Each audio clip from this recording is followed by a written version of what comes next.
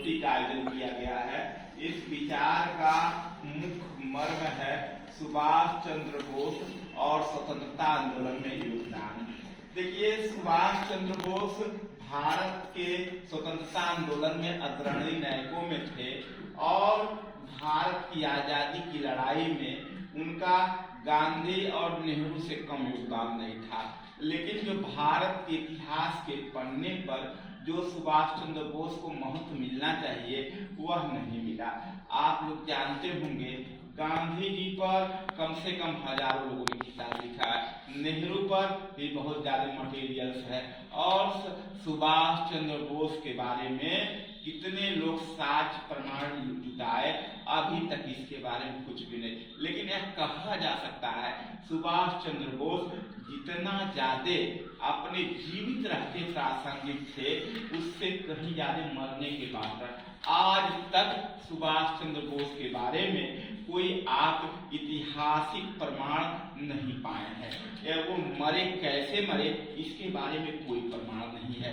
सुभाष चंद्र बोस निसंदेह एक महान राष्ट्रवादी थे।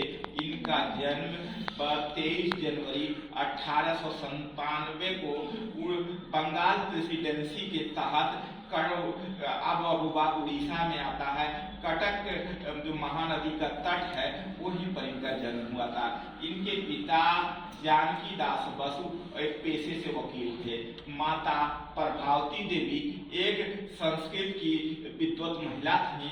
सुभाष चंद्र बोस के ऊपर इनके व्यक्तित्व का प्रभाव पड़ा और कटक के रामनसा कॉलेज से स्नातक में प्रथम स्थान पाने के बाद मात्र 22 साल की उम्र में यह सिविल सेवा में चयनित हो गया, आईसीएस में। इतने मेधावी थे जिसे आज आईएएस कहा जाता है।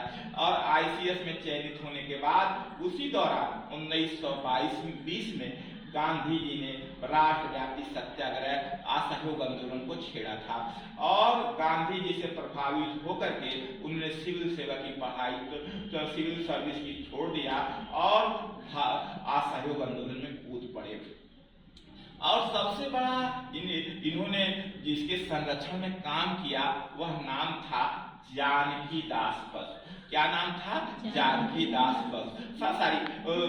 देशबंधु चित्तरंजन, जानकी नाथ बसु उनके फादर थे, देशबंधु चित्तरंजन दास उनके फादर थे, मैंने गाइड फादर के रूप में उनको कहा जा सकता है। और जब 1920 के दशक में चित्तरंजन दास कलकत्ता के मेयर थे तो उस समय कार्यकारी अधिकारी हुआ करते थे। और जब 1928 में नेहरू रिपोर्ट भारत आई उस समय सुभाष चंद्र बोस और नेहरू ने, जवाहरलाल नेहरू ने नेहरू रिपोर्ट का विरोध किया था, क्योंकि नेहरू रिपोर्ट में डोमिनियन स्टेट का प्रस्ताव था और सुभाष चंद्र बोस और जवाहरलाल नेहरू डोमिनियन स्टेट के स्थान पर यह पूर्ण स्वराज की बात करते थे। और 1938 में इनको राजनीतिक उत्कर्ष का पीरियड रहा और 1929 में इन्होंने हरिपुरा में कांग्रेस का अधिवेशन हुआ और सर्वसम्मत से इन्हें कांग्रेस का अध्यक्ष चुना गया। दूसरी बार 1939 में इन त्रिपुरी में अधिवेशन होता है और त्रिपुरी अधिवेशन में इन्हें सर्वसम्मत से के स्थान पर इनके विरोधियों ने गांधी जी के अत्यंत समर्थक पट्टाभी सीतारमैया जो पेशे से वकील थे और गांधीवादी कार्यकर्ता थे उन्हीं के उम्मीदवार बनाया और सुभाष चंद्र बोस ने उनको भी हरा दिया। गांधी जी से उनको बहुत दुख हुआ। गांधी जी ने कहा था सुभाष चंद्र बोस की जीत या पट्टाभी सीतारमैया की हार। पट्टाभी सीतारमैया की हार मेरी व्यक्तिगत हार है। इससे व्यथित होकर के सुभाष चंद्र बोस बहुत व्यथित हुए और कांग्रेस कार्य समिति की गठन और पट्टाभी सीतारमैया के बारे में गांधी जी के बयानों से व्यथित होकर उन्होंने कांग्रेस के अध्यक्ष पद को छोड़ दिया और बाद में कांग्रेस ने अपनी पार्टी से भी निकाल दिया था। और 1939 में इन्होंने फॉरवर्ड ब्लॉक बनाया, फॉरवर्ड ब्लॉक, और फॉरवर्ड ब्लॉक के अध्यक्ष भी बनते हैं।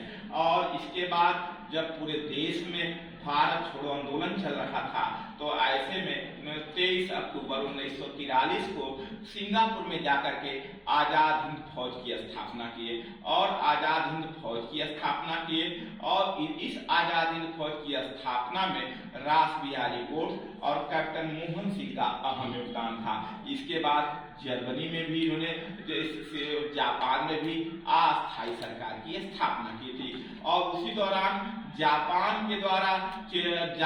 पर अमेरिका के द्वारा परमाणु बम गिराया गया 6 अगस्त 1945 और 9 अगस्त 1945 को। इसके बाद वहां के ब्रिटेन के खिलाफ एक अमेरिका उस युद्ध में शामिल हो जाता है। इस युद्ध में आप लोग सभी लोग जानते हैं 1942 में पर्ल हार्बर की घटना के बाद, और उसके बाद पूरे दुनिया पर यह जापान का बढ़ते प्रभुत्व को परिचायक था। ऐसे में सुभाष चंद्र बोस टोक्यो के बैंकॉक के रास्ते टोक्यो जाते हैं, वही कहा जाता है 18 अगस्त 1945 को उनकी मृत्यु हो जाती है।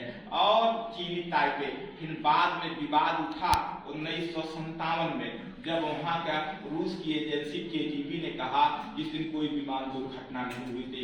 अब इसके बाद 1967 में मिस्टर खोसला आयोग बना, फिर उसके बाद खोसला आयोग बना। इसके बाद वाजपेयी जी के समय मनोज कुमार मुखर्जी आयोग बना, फिर जनता पार्टी की सरकार आई तो शहनाज आयोग बनता है। शहनाज आयोग बनता है। इस आयोग के बाद आज तकले भी उनकी मृत्यु को पुष्टि नहीं किया गया।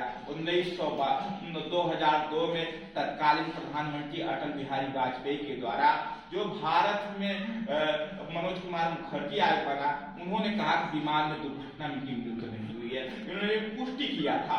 आज